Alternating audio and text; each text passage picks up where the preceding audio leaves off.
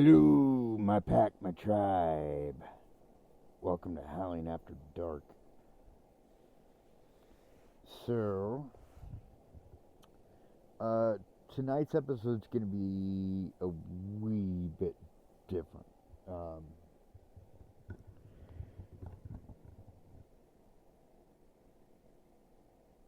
For those that don't know,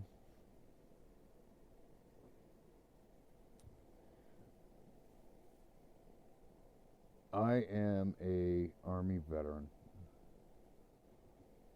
Desert Storm, and I'm going to talk a little bit about that. Um, I was in. I'm not going to give away any secrets. Nothing top secret's going to be divulged here, but I will tell you a little bit. So,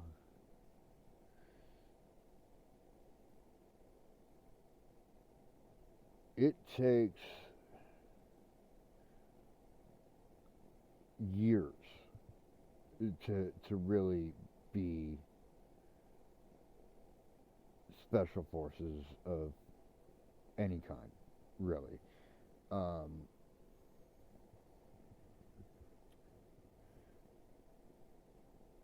I do believe that it takes at least 2 years, maybe more, to get into the SEALs, and then it takes probably another two if you're going into SEAL Team 6. I believe. I don't know. I wasn't Navy. I'm just guessing. I was Army. Um, I'm not going to tell you my unit because it's kind of a top secret. Yeah, I mean people are aware of it, but it's kind of a top secret unit in the sense that like nobody knows who its members are. Nobody knows how it operates, really.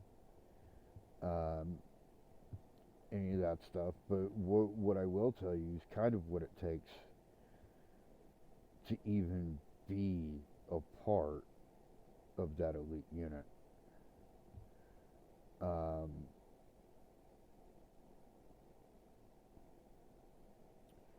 so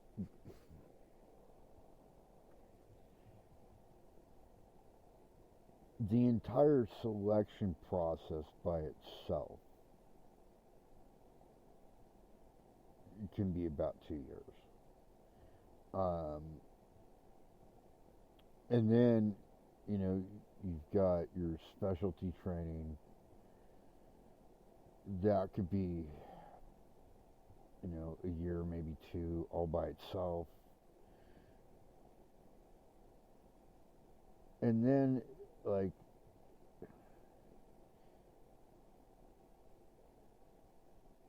the way this particular unit works is it doesn't just. It's not like like the SEALs. They're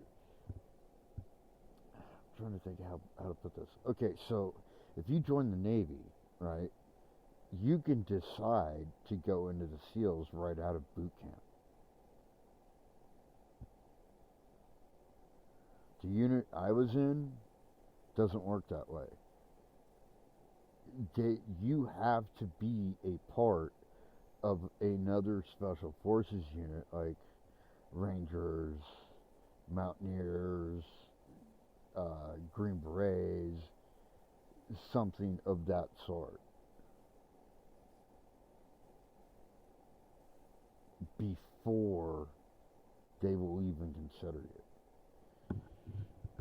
And then their selection process is about 2 years. So altogether, you're talking like 6 years before you even make it into the unit.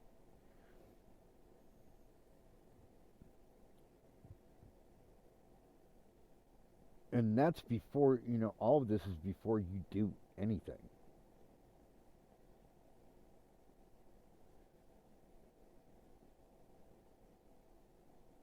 Now, there are some situations where you can be like fast tracked, really, if you have a skill set or natural ability that they're really keen on having in their unit.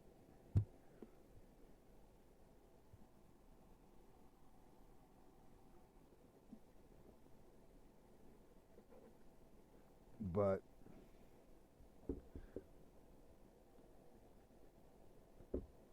it's a long, long process, is what I'm getting at.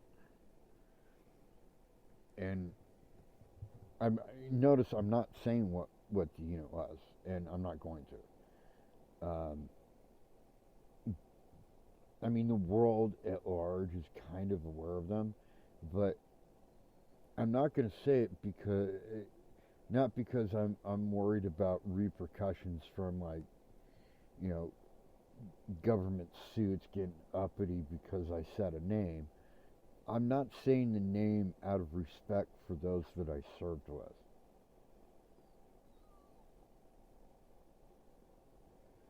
Okay. Um, Hold on a sec.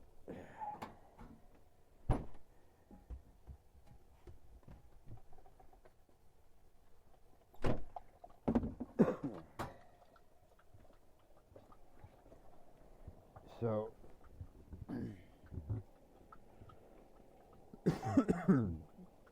I will tell you about one aspect that I went through. And keep in mind, I'm just telling you about how things were when I was in. They've changed. I don't know exactly how they've changed, but I know that they've changed. So the information I'm giving you may not even be valid anymore. According to how they run things, because it seems like every generation or so they get, for lack of a better term, more pampered. Like, when for us, it was pretty tough, the things that we did. But one aspect I'm going to tell you about a little bit was sniper school. So there's a lot of things in sniper school that I'm not going to get into because I don't know if they're top secret or not, or if they're classified, or whatever. Uh, but the things I will tell you, um, in some respects, it's almost as hard, if not harder, than the rest of the selection process because of the things that you have to do. You have practice sessions and things like camouflage and evasion. You have practice sessions and things like orienteering, which is like reading maps, using compasses, that kind of thing. Um, you have to shoot, and you're not really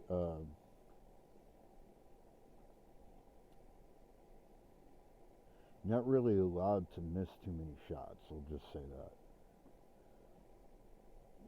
But probably the hardest part is the seasoning week.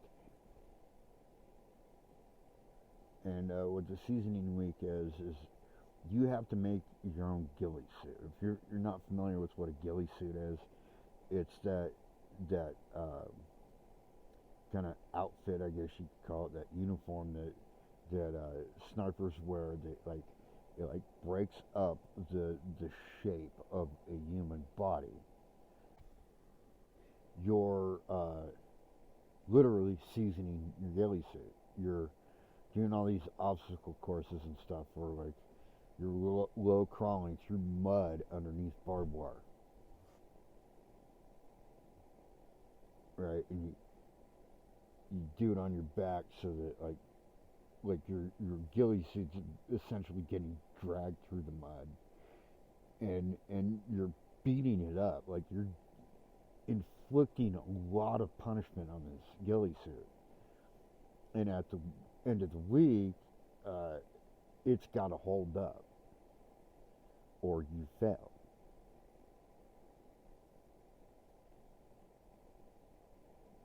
Right? And it may not sound like it's all that hard, but trust me, it's fucking grueling. And it's physically draining, and it is physically demanding. And there's a lot of shit that I'm not telling you. Because, like I said, I don't know what all is considered secret. And I may have just given away a secret for all I know. You know, and I don't want to do that. But, you know, there you have it. So it's very demanding. Right? So by the time you get through all of this shit and get to where you're going, you know, it's been at least probably 4 years.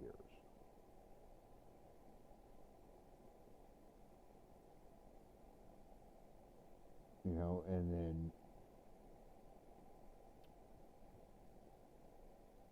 you finally get to your unit, and then, you know, after everything you've already been through, you're still low man on the totem pole, so to speak. You got to prove yourself, you know, and they'll have a lot of those units. They'll have like challenges for you that you've got to, you know, complete before they actually feel like you're part of the group. You know, and some don't. Some are really cool, and they're like, "Hey, let's go to the, you know, enlisted men's club and get some beers or something." You know, it just depends, and every unit's different. So I don't know. I felt compelled to talk about it a little bit. Um, and you know, once again, without giving away too much, because you know, I don't know what's secret or not.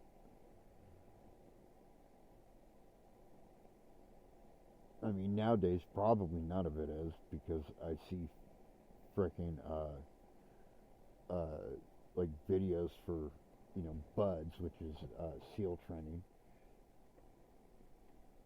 and you know, they were kind of considered to be the naval equivalent of us, even though they're not really, because uh,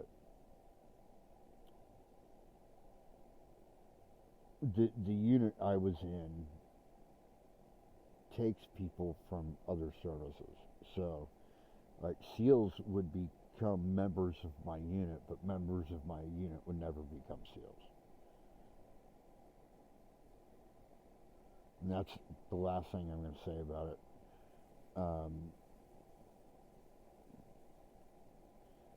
and kind of the reason that I bring all of this up is so that you understand, like, the seriousness of the people I'm about to tell you about, and that you understand the level of commitment that they had and the level of dedication. And these are not the kind of people that are prone to flights of fancy, or faking shit, or being dishonest about, you know, anything. So when they say that something has happened, something has fucking happened. Okay? So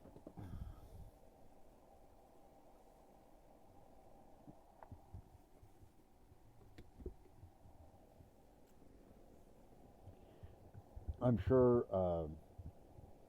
many of you out there have heard stories about the Kandahar Giant, attack and all that stuff. And I talked about that before in another episode. That's not what tonight's show is about.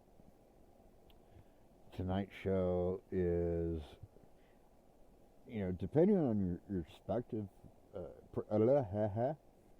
perspective could be, worse than the Can of Hard Giant thing. It could be better. Just depends on how you see it, Um, so there was a guy that I knew in Iraq. This is Desert Storm era. So first Persian Gulf War. It wasn't Persian Gulf 2, Revenge of the Sith. it was the first one. So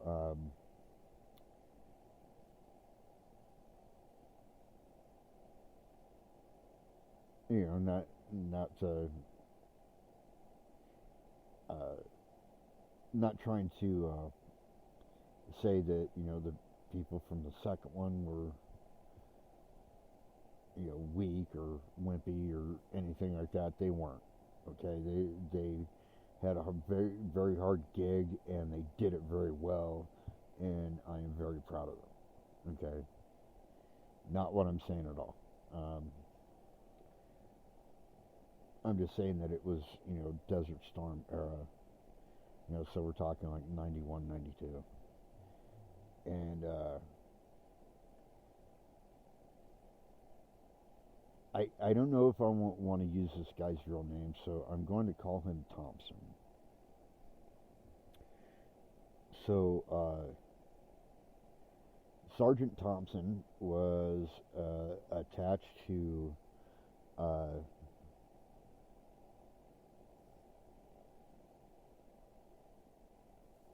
I don't even know if I want to say that really, but I guess they're not top secret. But what you might know is the Big Red One.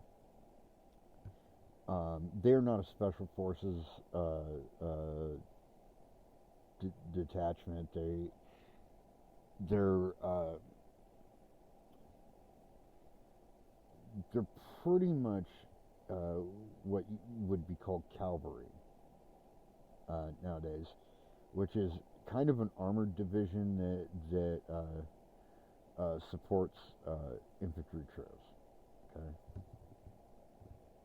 and these are also the guys that fly the helicopters. Is a cavalry division. So just clarifying for those that don't know. So, anyways, Thompson was in. I'm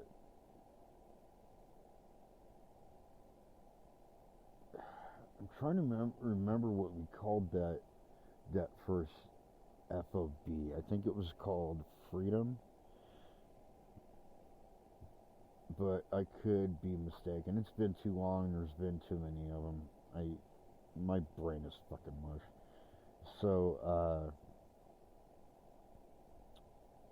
whatever that first FOB was in near Kuwait City, that's where we were. And Thompson had to go out on patrol. Now, for those that don't understand what that means, in the Army,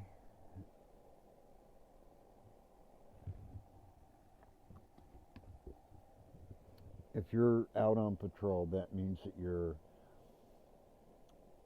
well, in this case, because they don't want anybody walking too far in that desert, okay, for a lot of reasons, but traditionally what it would mean to go out on patrol is you're on foot and you're patrolling a what's the word, a pre-designated area of operation, okay? So they've already mapped out where you're gonna patrol.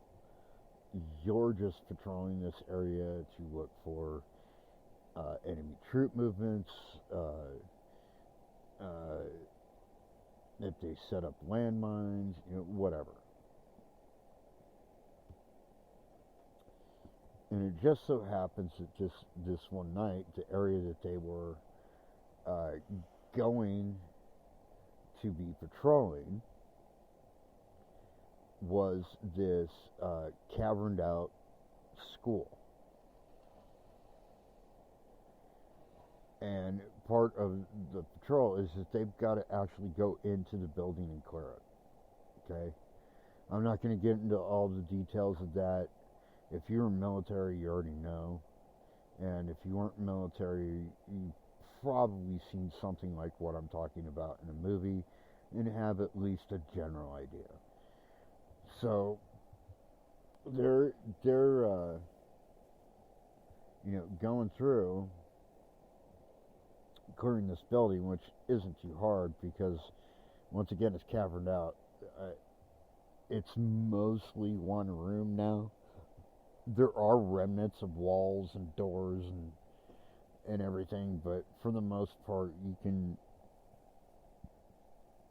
see into every room from the hallway.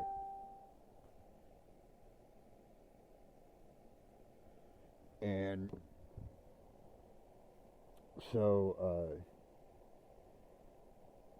but they're still going into every room and clearing it like good boys. And at one point, Thompson is in this one room, and he hears what sounds like children whispering in Farsi. Farsi is kind of the official language of Iraq. It's a Middle Eastern language. It doesn't matter. So he's hearing like what sounds like children whispering in Farsi, and he's looking around because he's got to clear this place, and he's looking for children that aren't there.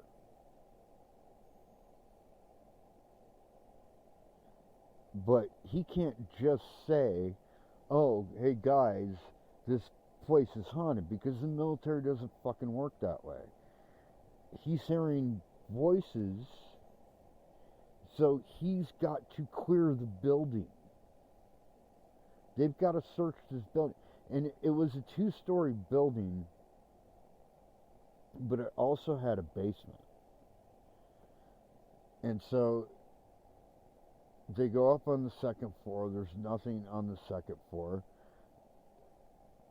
They actually have to clear some debris. Like furniture and some like concrete debris from a blast of something, artillery probably, and point is they've got to move all this shit out of the way to get down into the basement. So in the meantime, sporadically he's still hearing these children's voices in his ear.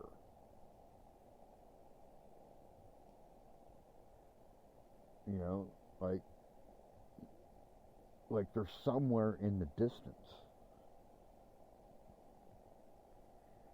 And so they get down to the basement, and he's checking every room, every little nook and cranny of the basement. His whole patrol is, and they find nothing.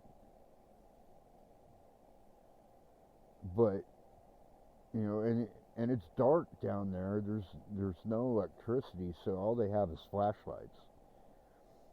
And flashlights start to flicker, like they're losing battery power.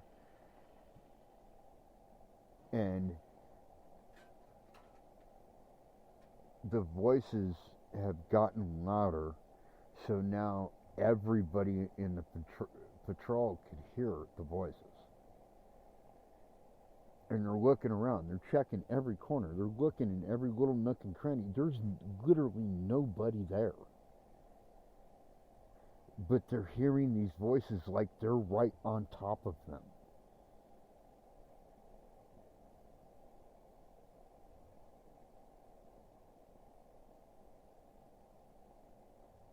And I don't understand. This doesn't make any sense. And so they're like I said, it's a military thing. Like you don't look for paranormal explanations, even though I think they should, and have always thought that. But that's an opinion I generally kept to myself. So they're looking for any other explanation. They're looking for vents in the floor, or like drainage grates or something that would explain how they're still hearing these voices, but there's nobody fucking down here.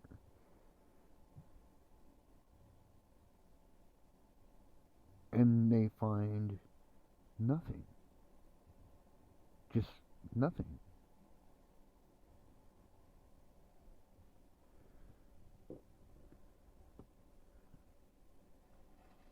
And, at this point, they're all just kind of looking at each other like, how are we going to report this? Because when you go out on patrol, you have to write a report. Right? It's kind of like being a cop, right? You go on foot patrol, you've got to, write a report of the events of the night. Right? They call it their fives in the police. It's called something different on patrol. I don't fucking remember. Like I said, brain smush. And not really important. I think it's called something like a P5 or something like that. I really don't fucking remember, to be honest. But it's a patrol report. And, they're all talking about how the fuck are we going to report this? Right? And they start going back up to the first floor.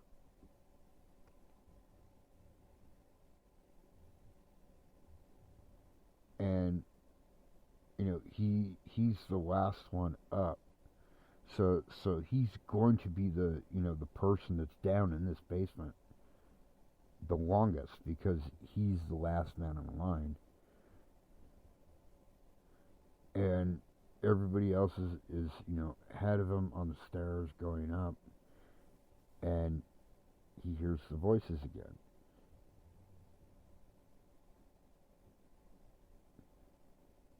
And he starts heading up the stairs,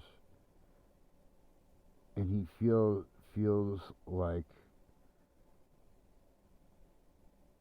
as he described it, like a child's hand touching his hand. And he jumps, and tries booking it up, the stairs, but he can't, because you got these other guys on the stairs in front of him. And he's like, go, go, go, go, go. Just yelling, go, go, go, because he's freaking out at this point.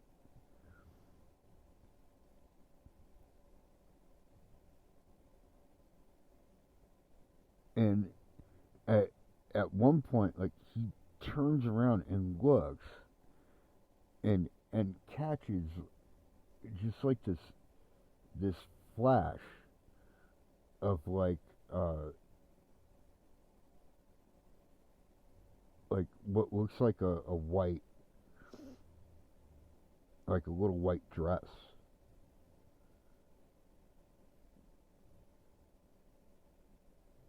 Like a child's outfit, right? And he's booking it, like he's freaked out.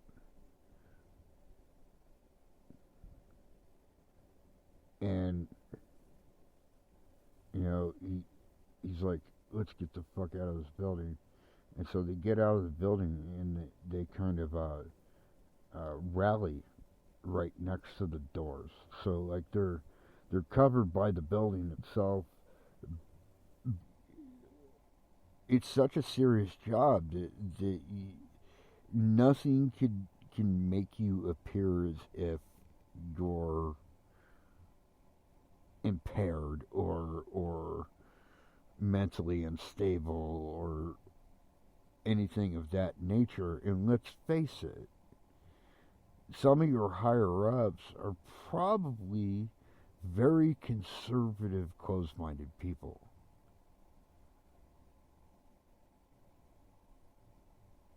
And so reporting this is not going to do you any favors. So they made the decision not to report it, and they never did.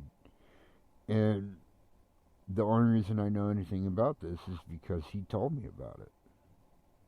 Thompson told me the whole story. That's why I know it. It's because he told me. Because he knew I'm not like your typical dude in the army. I'm pretty open minded. I like telling stories about it. I like talking about it. I like, trying to take away the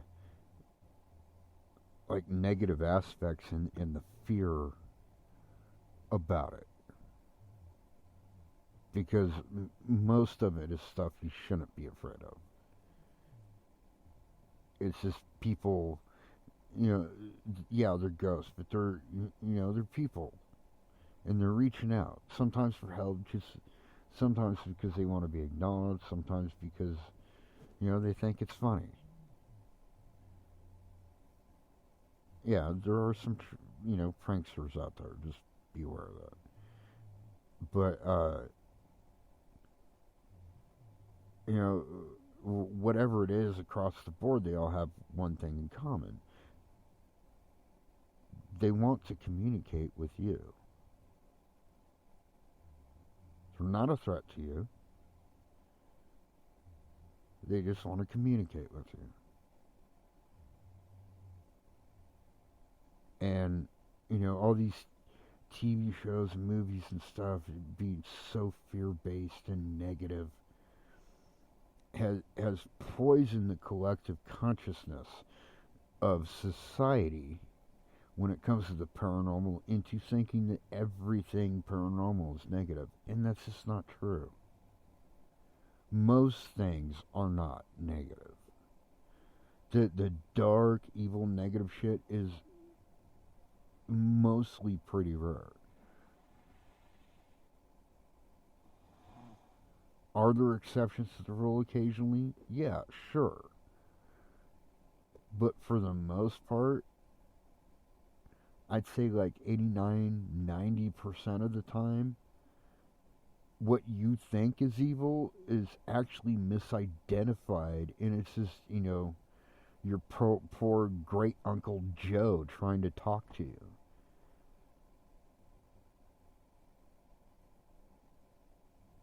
So, keep that shit in mind. But, when it comes to like anybody in the military reporting or a military, okay, so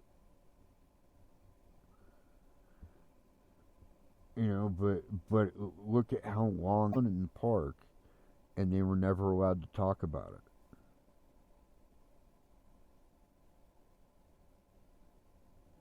it. Right? Like a lot of these missing 411 cases have to do with a lot of that stuff.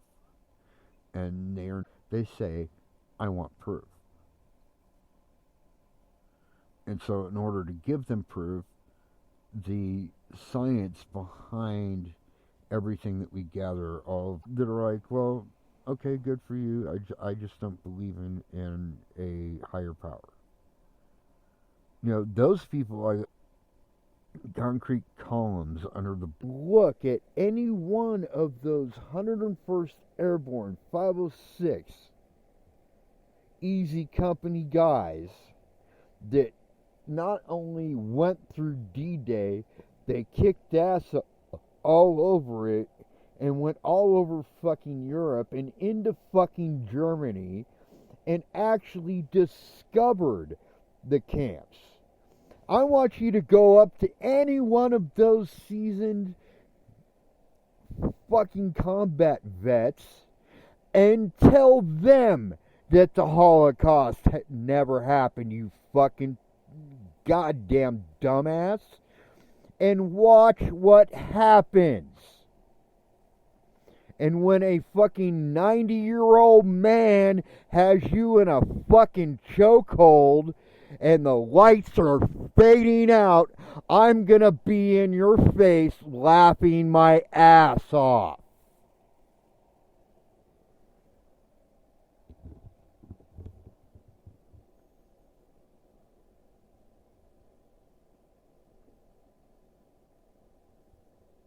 That's the kind of fucking thing I'm talking about.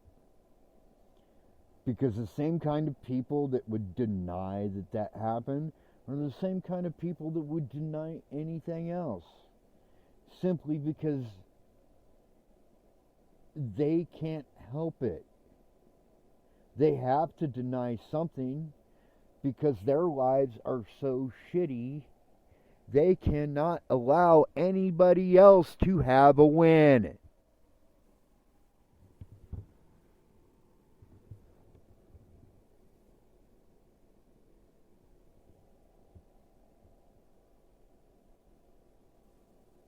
I don't even know how the fuck I got into that topic, but okay. I'm just illustrating the point that closed-minded people suck. Skeptics are cool, but closed-minded people suck. Because there is a difference. Anyhow.